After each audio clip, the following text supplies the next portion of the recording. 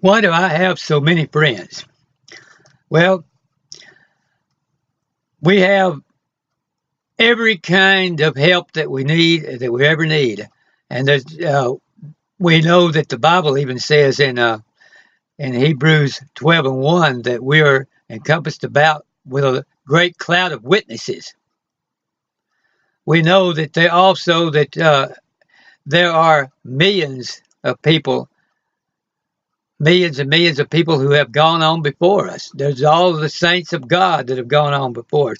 They're all watching over us. We have our relatives who have passed on that are watching for us, our great great grandparents and so forth. They're watching over us. They're our friends. We have the angels. The Bible says that Jesus could have called 10,000 angels, but it also teaches that we all have angels watching over us too. The angel of the Lord encampeth about them that love him. Psalms 91. If you start adding all this up, you have a lot of friends. And so when we see videos about why I have no friends, this is only a lack of awareness. The people have plenty of friends, they're just not aware that they have them. And so we need to open our mind today and realize that we do have plenty of friends. We have every kind of advantage that we could possibly hope for in this life. Uh, Everything has been given to us. Romans 8:28 through 38, you should read that sometime about all the things that are given to us and are guaranteed to us. We have so many blessings. It even says in Ephesians 2 and 8 that by grace are you saved. By grace you can overcome all things. By grace, it's all a gift. Grace means what that verse is actually saying is, it's saying I, the infinite mind, infinite intelligence, have given you all good things as a free gift. I have given you all friendships as a free gift because I have placed all of these witnesses watching over you, all of these angels watching over you, and ascended masters that of whatever form. Some of them just think they're ascended, but others actually are ascended, and they're actually saints that are watching over us. And so we have so many friends. If we only knew, had an inkling of idea of how many friends we actually have, we would never even think about saying why I have no friends. And probably the kind of friends which those people are imagining that make those videos are really not real friends anyway. They're just talking about in a sort of a selfish way, just having possession of people surrounding them all the time and and giving them compliments. But when we realize how many friends we actually have, we have no need of all of that. And this is one of the truths which we really need to realize and really need to go over and over and over and over and over in our mind, that all good things come from God and God is within us. Jesus is sitting at the right hand of God the Father, and the Father is in us. The Father is in us. That's where we contact God. That's where we talk to God. That's where we reach God. We do not bring God down from some place. We do not go up into some mountain to God, but God is within us. Therefore, all of infinite mind is available to us. All the power of God that we can possibly begin to become aware of is available to us. This really means that whatever you can begin to conceive of and imagine about who God is and who the infinite mind and infinite intelligence that runs the universe is, and what all is taking place in the universe that's good. And believe me, everything taking place in the universe is good, except for in the minds of people who will not believe it. Uh, and if we stop and we realize those things and bring those into our awareness, then there's not any good thing that will be withheld from us. For God Himself has said, I withhold no good thing from you. And if God be for us, who can be against us? So if God's not withholding any good thing from you, then who is it? It's only our belief. So we are withholding the good things from our own ourselves by our lack of enough belief. Let us get our beliefs together. Let us get our persuadedness together. For I am persuaded that neither death, nor life, nor principality, nor power, nor things present, things to come, angels, any other creature can separate us from the love of God, which is in Jesus Christ our Lord. We cannot be separated from love. Therefore, we cannot be without love. We can never have less than infinite love, and we can never be separated from infinite love.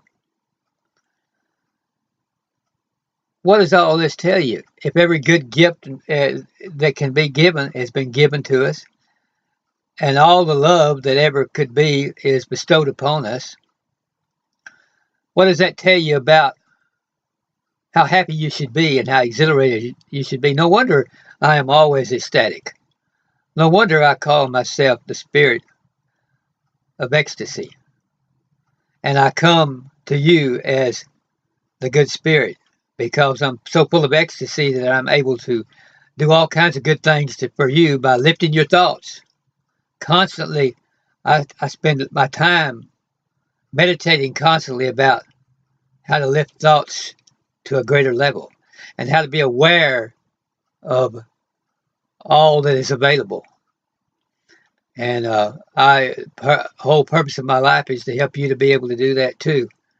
That's the whole burden of my life, the whole love of my life, the whole purpose of my life, to raise you up out of illness and sickness and fear and doubt into a place of all ecstatic ecstasy and power and peace and happiness, to raise you up into joy unspeakable and full of glory. Now, we ask ourselves, what does that mean, full of glory? And it doesn't mean I'm going to have a glory when that's not that particular. You may have the glory, but that particular verse there, when it mentions glory, is not talking about glory like as if becoming a famous movie star or a president of the United States or something like that. Even though you may very well, when you get all these things together, you could very well do all those things. But that's not what it's really talking about. It's really talking about an extreme form of joy. And because you have realized that God is within you, and therefore you have access to all good and great things and all good and great thoughts. You have access to all intelligence, and you lifted to a high state of joy and happiness over the realization of the truth, and that's being full of glory, joy unspeakable and full of glory. You'll never be able to speak all the words. I can get on here and speak a lot of good words about it, but none of us will ever be able to speak all of the words about how wonderful we feel when we get the joy unspeakable, full of glory. Therefore, it stays, in a sense, unspeakable. But we can do a better job than what we often do about expressing it. And if we spend our time meditating upon it and raising our awareness, we'll get better at explaining more and more of it. And always encourage you to collect all the good books you can on joy and all the good books you can on healing and health. Any book that you should pay attention to, any book that mentions the word health or healing, and any book that mentions joy or positive thinking or affirmations. These things are good to keep our minds on all the time. We want to keep our minds lifted because the world pulls us down.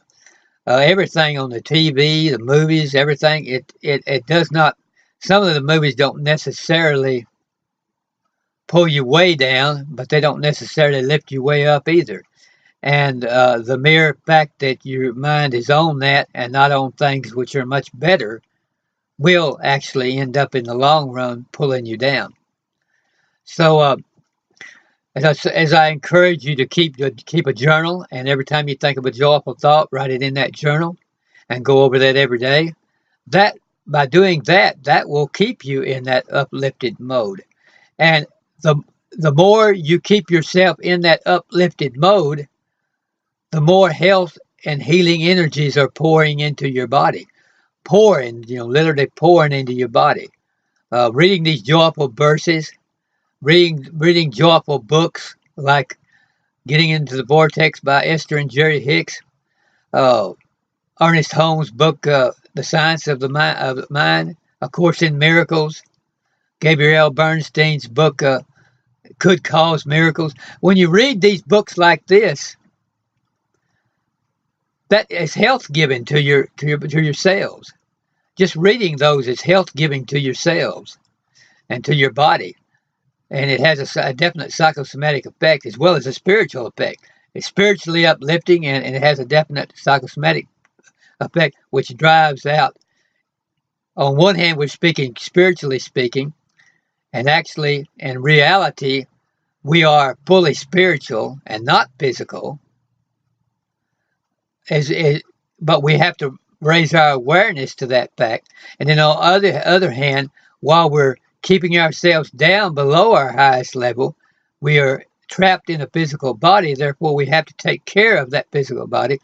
And then that's when we get into the psychosomatic area of medicine, where we have to realize that these joyful thoughts and these great books I'm talking about will deal with the psychosomatic area of our body to begin to raise us into a great place of health that will enable us then to be able to live until we can master these spiritual things, which will lift us into the high level of spiritual awareness.